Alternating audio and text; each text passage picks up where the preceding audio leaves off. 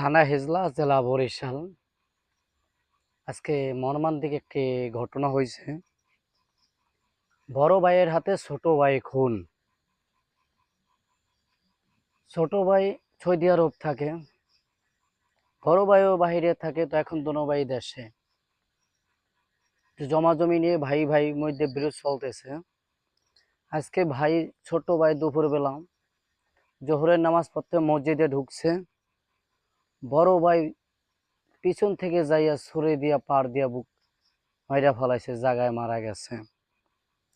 একটা কথা ভাবা যায়, অর্থ সম্পদ জমির জন্য এক ভাই আর এক ভাইকে মাইরা ফেলায়। কেমন সমাজ! মানুষের মানবিকতা কোথায় আছে?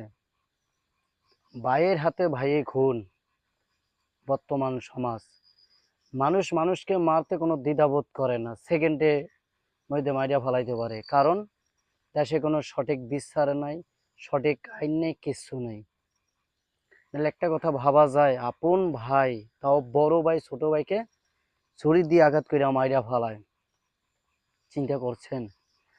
দেখা যাবে কিছুদিন এটা নিয়ে উত্তেজনা থাকবে এলাকায়, কিছুদিন পরে এটা নিয়ে আর কোনো উত্তেজনা থাকবে না, শেষ।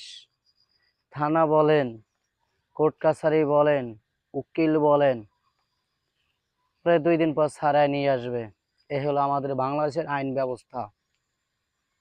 আমাদের আইন ব্যবস্থা যদি ঠিক থাকতো, বিচার আদালত যদি ঠিক থাকতো, তাহলে মানুষ অনেক ভয় পাইতো। কিন্তু টাকা দিয়ে সবকিছু পায় বিদায় কোনো কিছু ভয় করে না। থানা হেজলা, জেলা বরিশাল। আজকে মর্মান্তিক একটি ঘটনা হয়েছে। বড় ভাইয়ের হাতে ছোট ভাই খুন। ছোট ভাই সৌদি আরব থাকে, বড় ভাইও বাহিরে থাকে। তো এখন দোনো ভাই দেশে, জমা জমি নিয়ে ভাই ভাই মধ্যে বিরোধ চলতেছে। আজকে ভাই ছোট ভাই দুপুরবেলা জোহরের নামাজ পড়তে মসজিদে ঢুকছে। বড় ভাই পিছন থেকে যাইয়া ছুরি দিয়া পার দিয়া বুক মাইরা ফেলাইছে, জায়গায় মারা গেছে।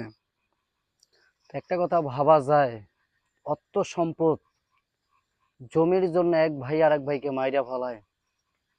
কেমন সমাজ! মানুষের মানবিকতা কোথায় আছে? ভাইয়ের হাতে ভাইয়ে খুন। বর্তমান সমাজ, মানুষ মানুষকে মারতে কোনো দ্বিধাবোধ করে না, সেকেন্ডে মধ্যে মাইরা ফেলাইতে পারে। কারণ দেশে কোনো সঠিক বিচার নাই, সঠিক আইন নেই, কিচ্ছু নেই। তাহলে একটা কথা ভাবা যায়, আপন ভাই, তাও বড় ভাই ছোট